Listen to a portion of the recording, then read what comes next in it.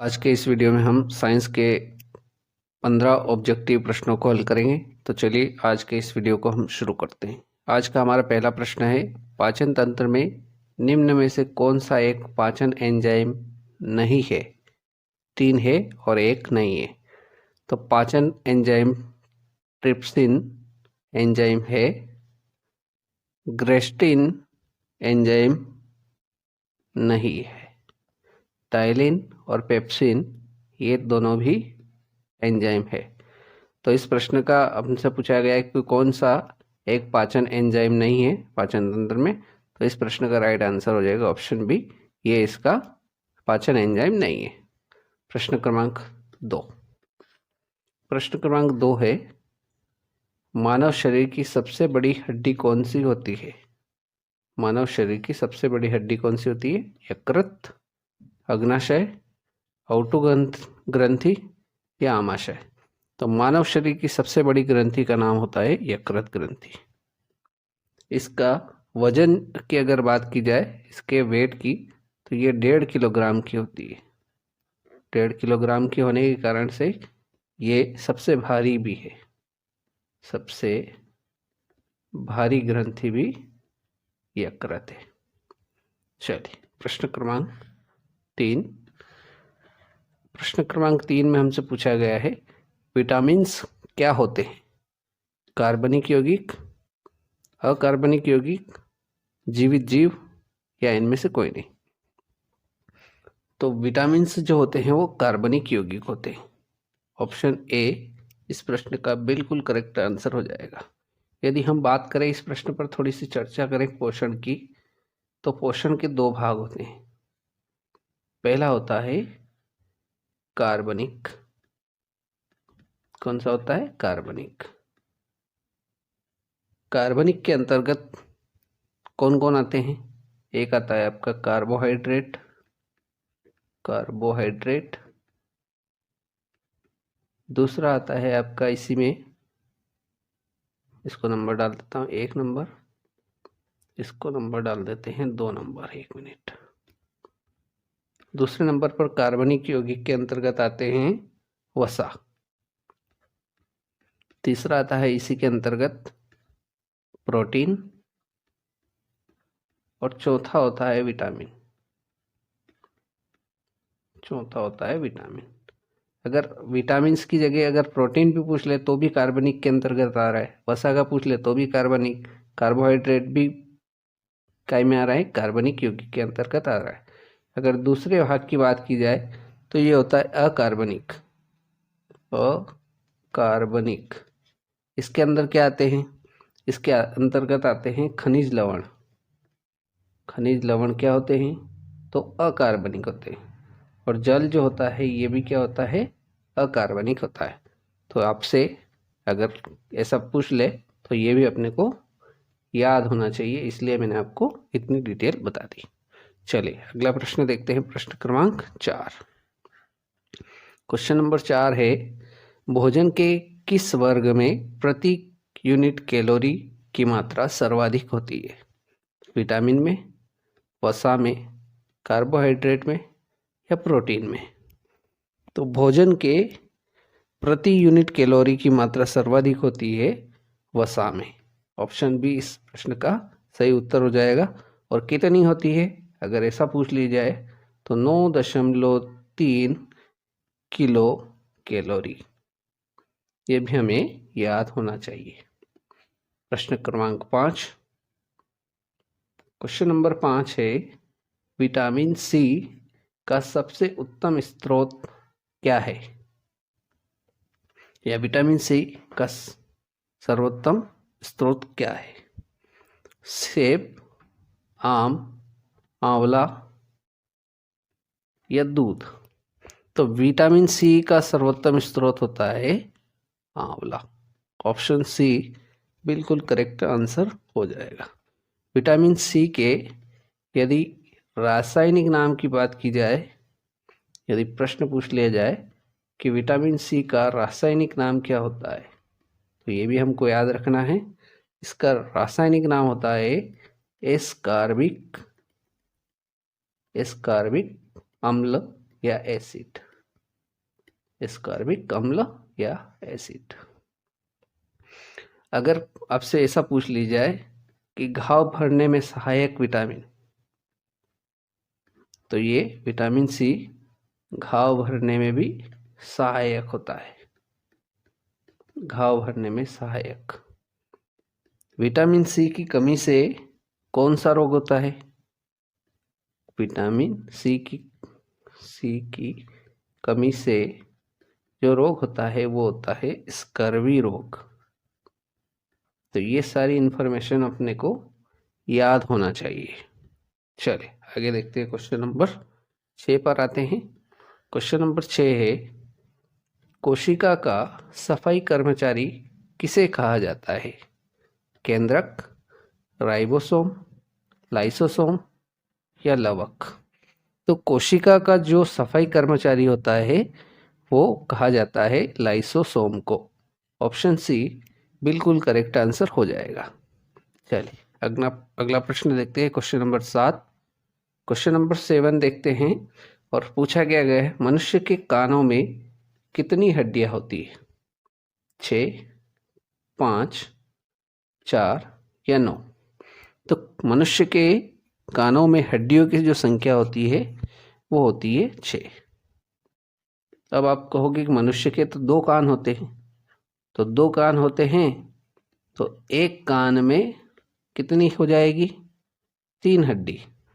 तो 2 कान में कितनी टोटल हड्डियां हो गई? 6। अब 6 हड्डियां होती है तो उनके नाम भी होंगे कुछ। तो पहली जो हड्डी है उसका नाम है इनकस। इनकस। दूसरी हड्डी का नाम है मालेअस। मालेअस।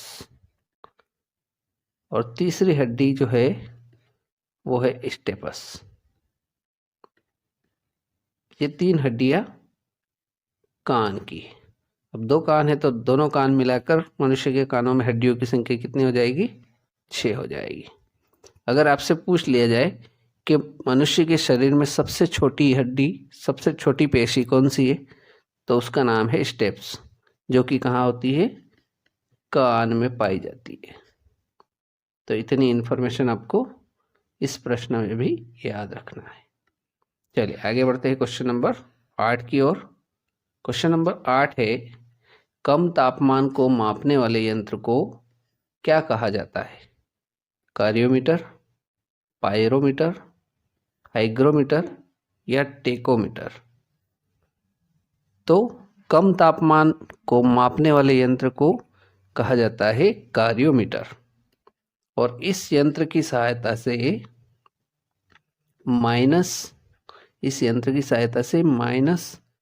-1000 डिग्री केल्विन तक ताप माप सकते हैं।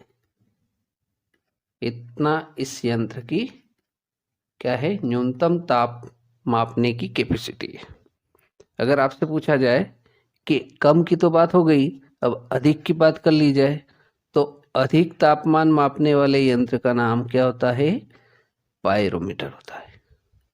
तो पायरोमीटर से क्या किया जाता है? ये अधिक तापमान मापने वाला यंत्र है। मापने वाला यंत्र है, ठीक। और हाइग्रोमीटर से क्या होता है? वायुमंडल की आर्द्रता को मापा जाता है। चलिए अगले प्रश्न की ओर बढ़ते हैं।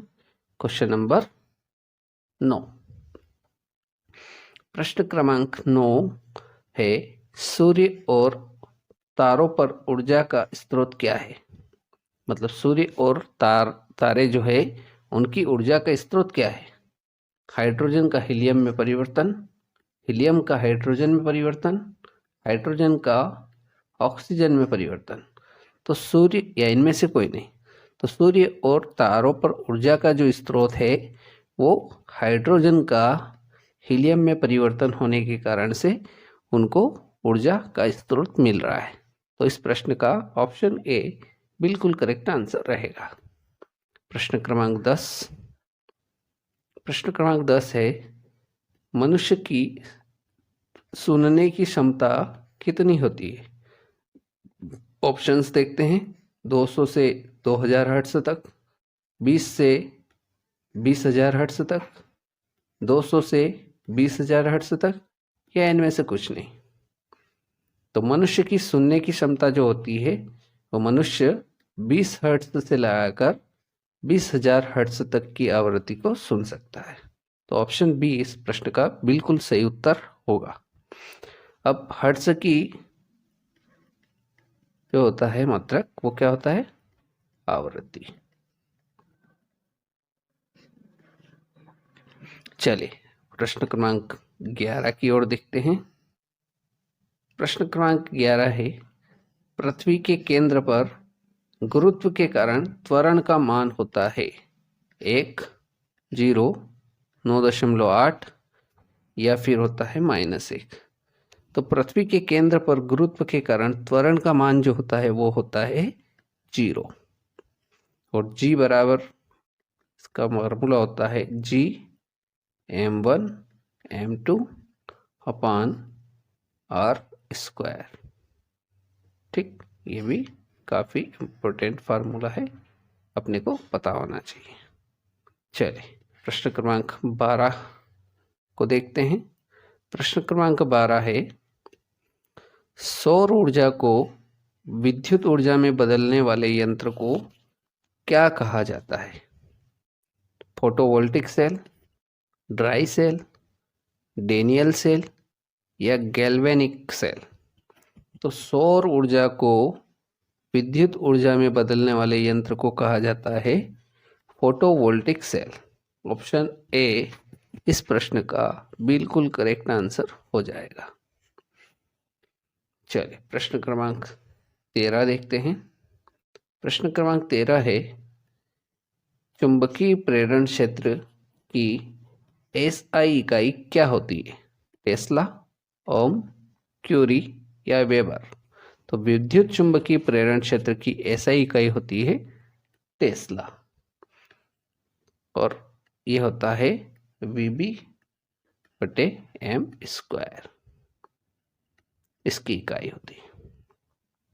आगे देखते हैं क्वेश्चन नंबर 14 को। क्वेश्चन नंबर 14 है, पदार्थ का परमाणु सिद्धांत किस वैज्ञानिक ने दिया था? डाल्टन, न्यूटन, मैक्सवेल या पास्कल ने? तो पदार्थ का परमाणु सिद्धांत जो दिया था वो दिया था डाल्टन ने।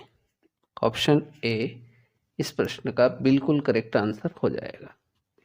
अब प्रोटॉन जो होता है इस पर अपने को याद रखना है, प्रोटॉन पर धनावेश होता है।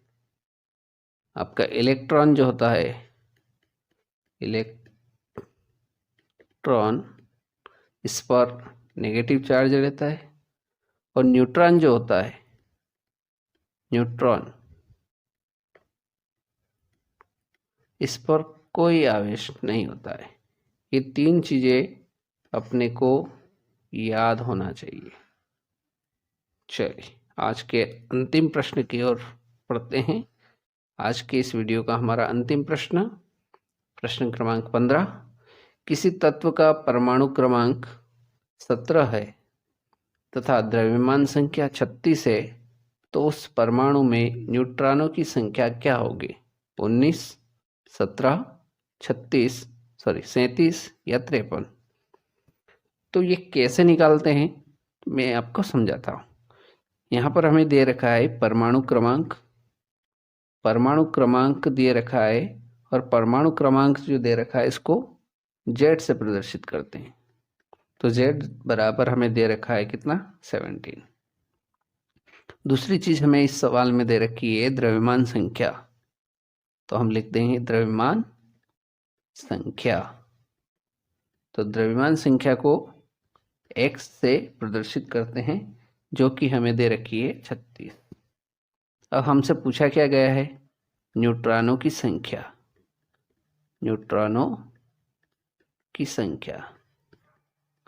तो न्यूट्रॉनों की संख्या निकालने के लिए हम क्या करते हैं? तो हमको करना है द्रव्यमान संख्या में से परमाणु क्रमांक को माइनस करना है, मतलब x - z करना है। तो x कितना है? तो आप कहोगे 36 है, इसमें माइनस कितना करना है 17, तो 36 में से 17 जाएगा तो कितना बचेगा, तो ये बचेगा 19।